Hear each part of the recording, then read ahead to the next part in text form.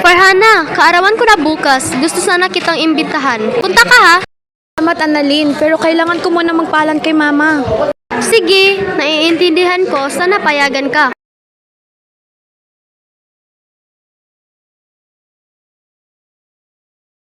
Kaloyan ka sa Ginoo.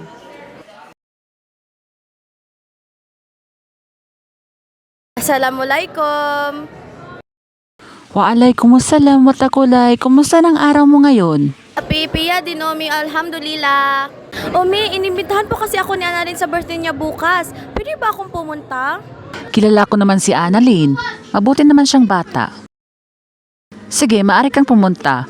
Huwag mong kalimutang magdala ng regalo ha. Uway, Omi, syukran po.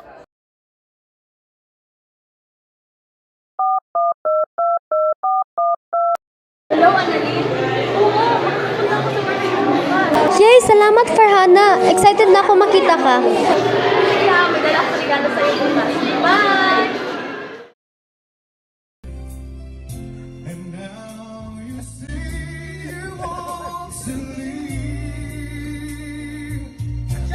Maayong adlaw po. Ikaw siguro si Fahara. Sunod lang ga. Sige po, salamat.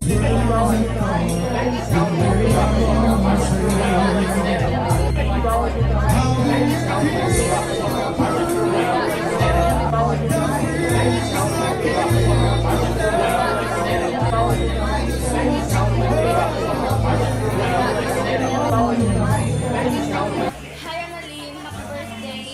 Ito para lang regalo ko sa'yo. Annalyn, pasensya ka na kung kailangan ka na umalis sa birthday po sa'yo ulit. Okay.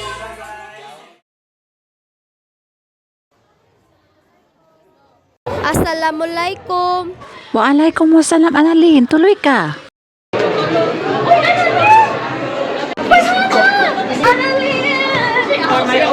Ganda mo din sa hijab na! Mashallah! Mashallah! Pasensya ka na, Farhana. Hindi ko naisip ang sitwasyon mo kahapon. Sana napaghandaan ko ito ng maayos. Salamat, Annalyn. Naintindihan ko naman. Ang mahalaga, nirerespeto natin ang ating pagkakaiba